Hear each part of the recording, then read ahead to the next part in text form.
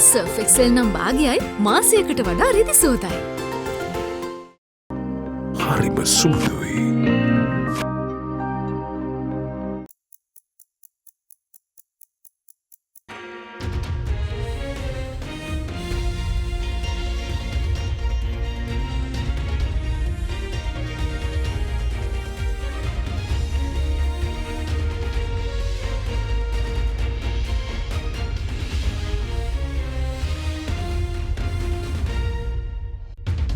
Tonight on First at 9, this Friday the 24th of February 2023.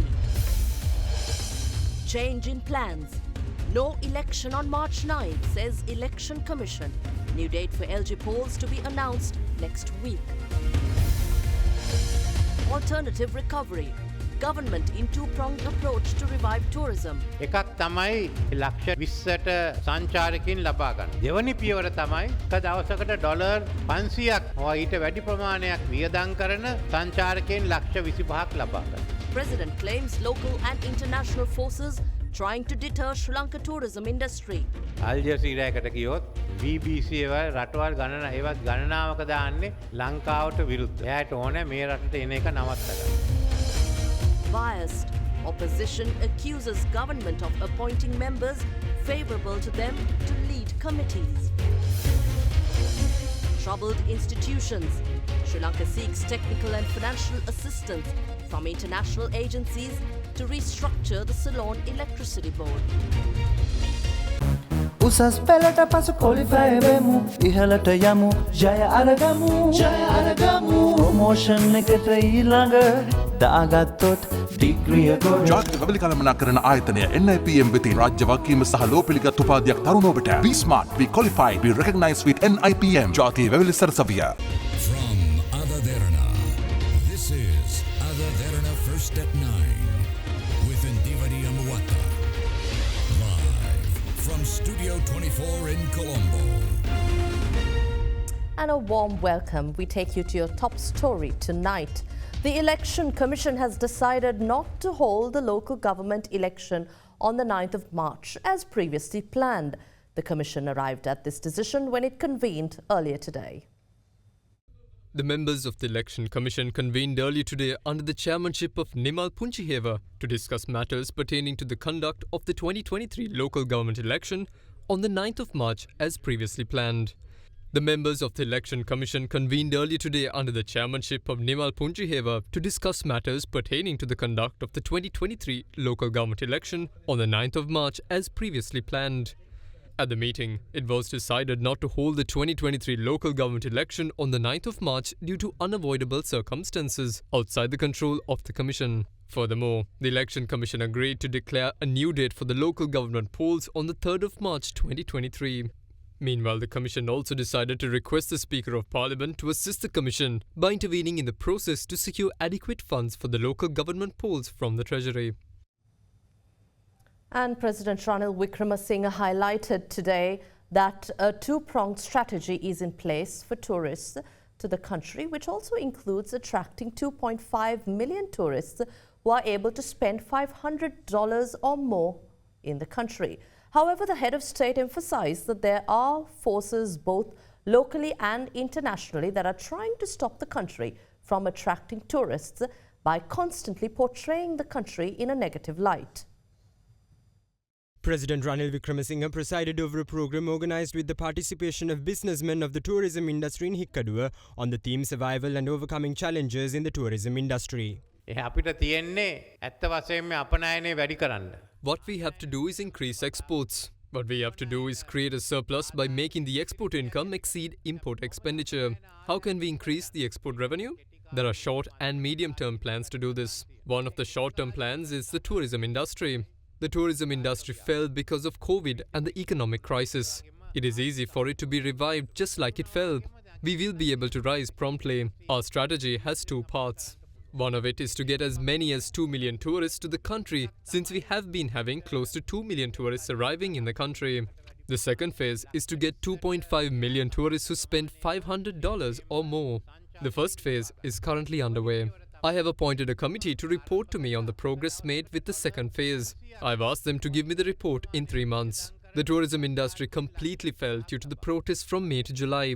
Law and order, however, has been established in the country, helping us to move forward. However, some of our own people are carrying out campaigns against us. We get reports from everywhere, including on social media, that people of Sri Lanka are starving and there is no freedom. If you go on Al Jazeera, BBC and other platforms, they continue to have posts against Sri Lanka.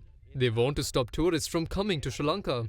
BBC ඒවා රටවල් ඒවත් ගණනාවක දාන්නේ ලංකාවට විරුද්ධව. එයාට ඕනේ මේ රටට එන එක නවත්ත ගන්න.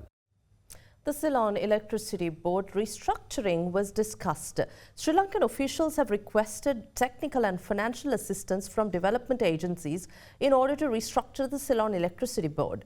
Heads and representatives of the Asian Development Bank, World Bank, Japan International Cooperation Agency, USAID, International Financial Cooperation, United Nations Development Programme, ERD, NFD, and members of Reforms Committee had attended a meeting in this regard. Taking to Twitter, the Minister of Power and Energy, Kanchana Vijayasekara, said that authorities had requested technical and financial assistance from the development agencies to obtain services of international and domestic experts in energy, finance, and legal sectors. This, he said, was done in order to fulfill the objectives of the unbundling process, energy and financial audits, management of human resources, private-public partnership models, legal drafting, research work, integration of renewable energy, carbon credits, communication platform, and other work related to reforms. The minister stated that a reforms office will be opened at the Ministry of Power and Energy to see through the transformation process.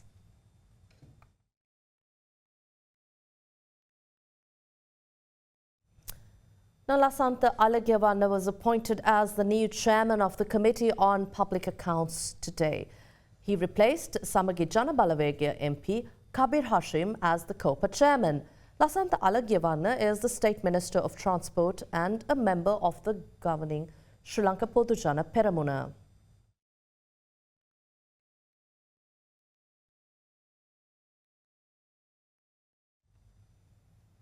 The government was accused by members of parliament for intentionally appointing members of the opposition who are favourable to them as chairpersons of the Committee of Public Finance. This comes in the backdrop where the government proposed Mayantha Dissanayaka's name for the position of COPF and approved it despite Dr. Harsha De Silva's name being proposed for the position by the opposition. Dr. Harsha De Silva was previously the chairman of the Committee of Public Finance. However, with the parliament being prorogued, his position as chairman came to an end. Following this, SJB MP Mayantha Dissanayaka was appointed as the chairman of the Committee of Public Finance yesterday. While the opposition had proposed Dr. Harsha De Silva's name for the position of chairman, the government proposed Mayantha Dissanayaka to the post and approved it. The matter was taken up during today's parliamentary session as well. මේකේ චේතනාව තමයි විපක්ෂය යෝජනා කරන එක්කෙනා පත් කිරීම. ඔබතුමා හිතා මතා ස්ථාවර නියෝගය උල්ලංඝනය කරලා තියෙනවා. එනිසා මේ පත්වීම නීති විරෝධී. විපක්ෂ මන්ත්‍රීවරයෙක් ආණ්ඩුව විසින් යෝජනා කළොත් එතකොට ඔහු ආණ්ඩුවට හිතවත් මන්ත්‍රීවරයෙක් කියලා උපකල්පනයක් ඉබේම එනවා. මේ නිසා මයන්ත දිසානායක මන්ත්‍රීතුමා නැවත කල්පනා කළ යුතුයි. ඔහු ඒ තනතුරේ ඉන්නවද කියලා. ආණ්ඩුවට අවශ්‍ය විපක්ෂ මන්ත්‍රීවරයෙක් දානවා නම් ඉතින් ඊට වඩා හොඳයි ආණ්ඩුවම කෙනෙක් දාගන්න. National People's Power leader Anura Kumara Dissanayaka says the president should reveal those from the opposition who had requested him to postpone the local government election, as he claimed in Parliament yesterday. Addressing an election campaign rally in Ratnapura, Anura Kumara Dissanayaka stated that the president has no power to postpone the election. An election campaign rally of the National People's Power was held in Ratnapura yesterday under the patronage of its party leader Anura Kumara Dissanayaka. පාර්ලිමේන්තුවේ දියත් වුණු විකට නාටකේ විකට ප්‍රධාන නළුවා තමයි ජනාධිපති Ranil Wickremesinghe. The main character of the comedy played in Parliament is President Ranil Wickremesinghe. Speaking at the Parliament, he claims that there was no election announced to be postponed. That means the president is not grounded in reality. His party has already handed over nominations. So why on earth would the president's party hand over nominations if there is no election? He emphasized that the opposition had requested to postpone the election to stop the resurgence of the JVP. The president should reveal who in the opposition requested to postpone the election. Ranil Wickremesinghe doesn't possess any power to postpone the election. The final step of the president's plan was to instruct the government printer to not print the ballot papers until funds were given and the Treasury Secretary to not release the funds. What is this? Is this the law? Is this democracy? Isn't this how the underworld operates?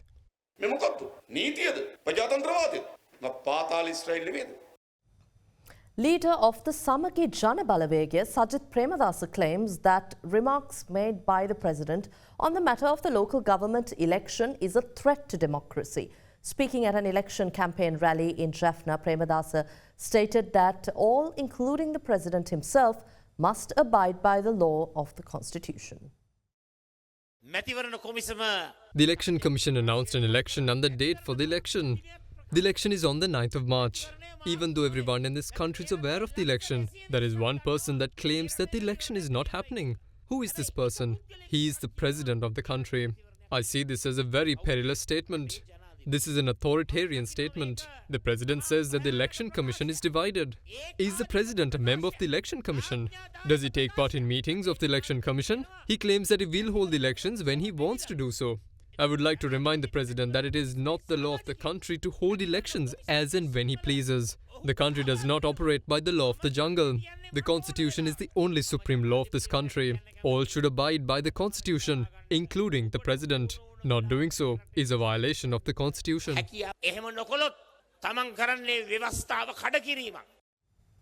Now, 57 individuals who were arrested for forcibly entering the Education Ministry have been placed behind bars until the 27th of February. The arrested 48 student monks of the Buddhist and Pali University, Inter-University Students Federation convener Vasantha Mudalige and 9 others were produced before the Kaduwala Magistrates Court today. They were taken into custody for storming the premises of the Education Ministry in Palawatta, Battaramulla yesterday. The protesters urged authorities to reopen the Buddhist and Pali University and to take action against the Sri Lanka police over the force used against them at the Satyagraha campaign held in Pitipana in Homagama on the 22nd of February.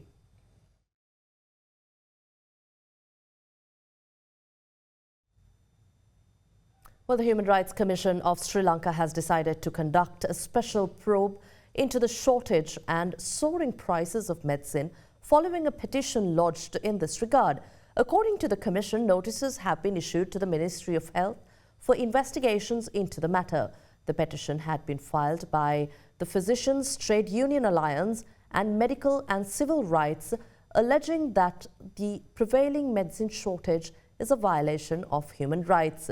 The Secretary to the Ministry of Health, the Director General of Health Services and the National Medicines Regulatory Authority have been named as respondents in the petition.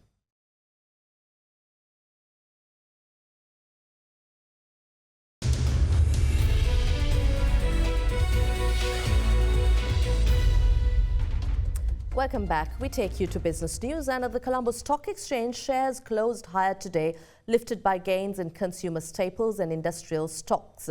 The CSE All-Share Price Index rose 0.65% to 9,315.87. Equity markets turnover rose to 2.12 billion rupees from 1.54 billion in the previous session. Meanwhile, trading volume on the CSE All-Share Price Index rose 84.1 million from 62.4 million in the previous session.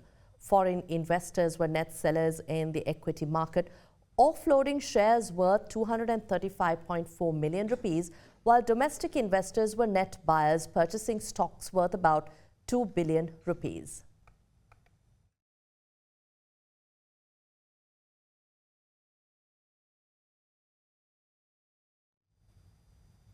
Here's a look at how the rupee traded against other major currencies in the world today.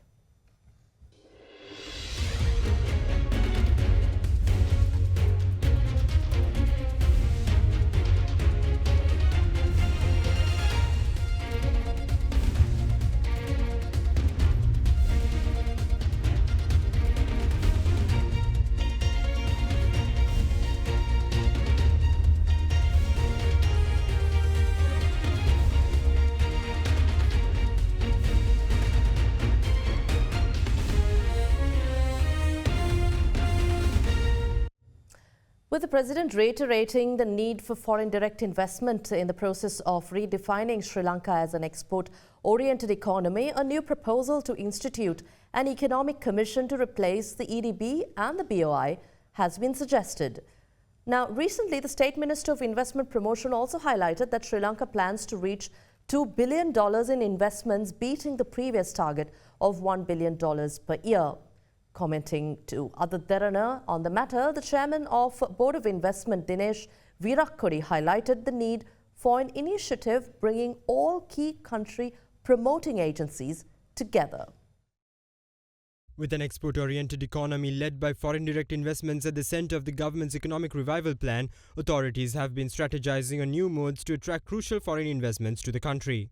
Speaking in Parliament recently, Foreign Minister Ali Sabri acknowledged this need and elaborated on the government's plans to attract investments to the Colombo International Financial City. මැද පෙරදිග සමාගමත් එක්ක මූල්‍ය නගරයේ ගොඩනැගීම සඳහා බිලියන 1.5 ඇමරිකානු dollar ආයෝජනයකට එකඟවීමක් වෙලා තියෙනවා. යුරෝපයේ ආයෝජනය එනවයි කියලා කියලා තියෙනවා. සිංගප්පූරුවේ ආයෝජනය එීම සඳහා අත්සන් කරලා තියෙනවා. මම අපි බලාපොරොත්තු වෙනවා මේ තුලින් රටට යම් සේවයක් සිද්ධ වෙයි කියලා 87000ක් රැකියා නිෂ්පාදනය කිරීමේ හැකියාව මේ තුලින් මතුවෙනවා. ඊට වඩා වැදගත් වන්නේ මේ තුලින් ලංකාව මේ ස්ථානයේ කේන්ද්‍ර ස්ථානයක් බවට පත් කර ගැනීම සඳහා ලැබෙන පසුබිමයි කියන එක. Ultimately, we have to get investment coming in. Even for the port city, we need to get investment coming in. Now, there is a factor that isn't very publicly recognized. The factor on investment that needs to be recognized is called country risk. It's not just about the law. It's not just about regulation. It's about having confidence in the country. Confidence in the country that the law is being actually working, it's executed, and that investors have really got confidence. How do we attract investment? Country risk is about political stability, rule of law, and a stable financial environment. Also speaking in Parliament, State Minister of Investment Promotion Dilu Mamunugama stated that the government plans to go beyond its target of securing investments of $1 billion per year. සහමුලින් මේ ප්‍රශ්නෙන් ගොඩ ඒම සඳහා තියෙන එකම විසඳුම ආයෝජන පමණයි investment විතරයි. ආයෝජනත් අපි අඩුම තරමේ බිලියන 2ක් දක්වා මෙච්චර කාල ටාගට් එක තියලා තියෙන 1 බිලියන් එකක්. මේ වසර අපි බලාපොරොත්තු වෙන අඩුම තරමේ 1.5ක 2කට යන්න මේ පෝට් සිටි ව්‍යාපෘති යම් කොටසුත් ආරම්භ කිරීමත් සමග. However, speaking to media recently, President Ranil Wickremesinghe revealed plans to institute an economic commission replacing the Board of Investments and the Export Development Board. If we are building a new economy, our focus is on an export-oriented economy. When we create an export economy, we also need more foreign exchange.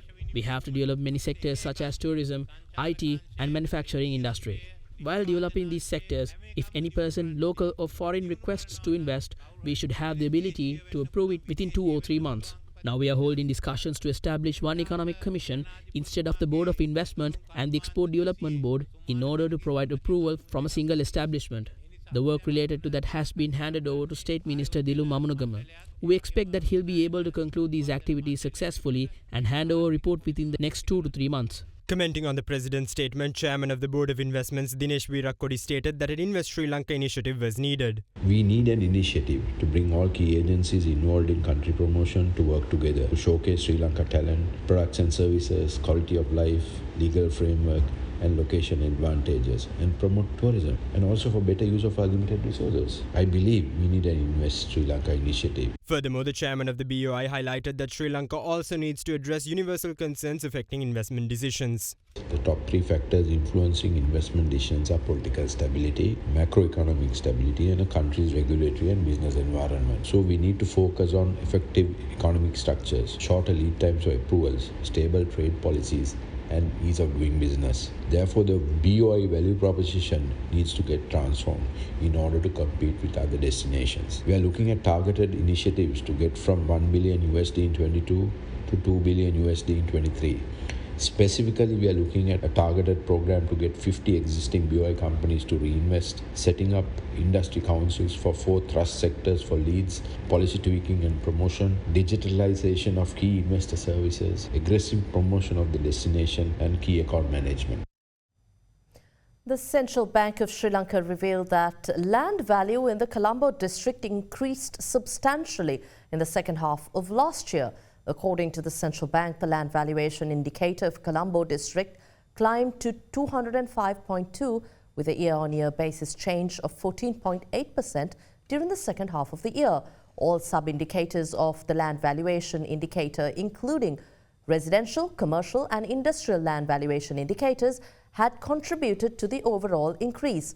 The commercial land valuation indicator recorded the highest annual increase of 15.7%, followed by residential land valuation, which stood at 15.2%. Meanwhile, industrial land valuation stood at 13.6%.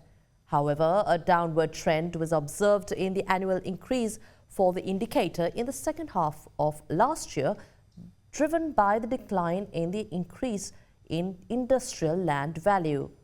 Meanwhile, a slight increase of the annual growth of residential and commercial land valuation indicators was observed during the second half of last year.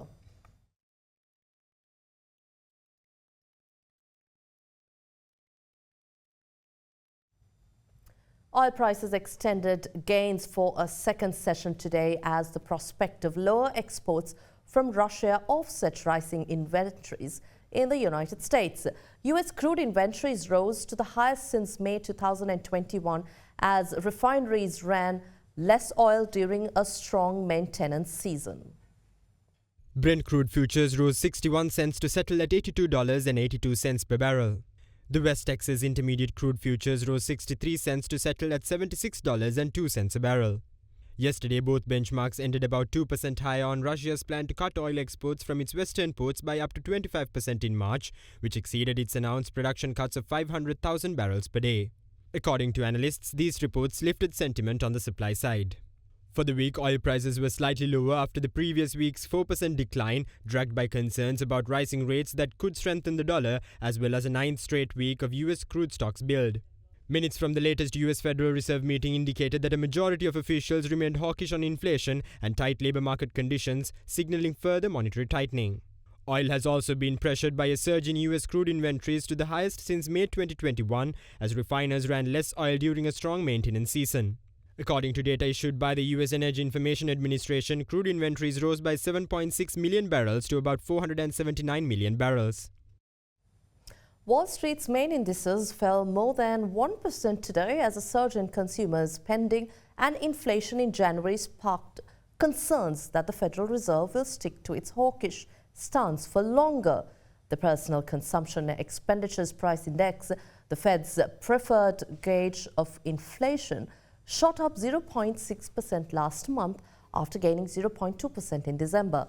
In the 12 months through January, the price index accelerated 5.4% after rising 5.3% in December.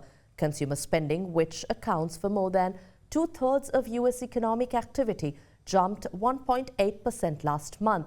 The three major U.S. indices are on track for weekly losses despite a modest rebound yesterday, with the blue chip down, or rather Dow, set for a fourth consecutive week of declines.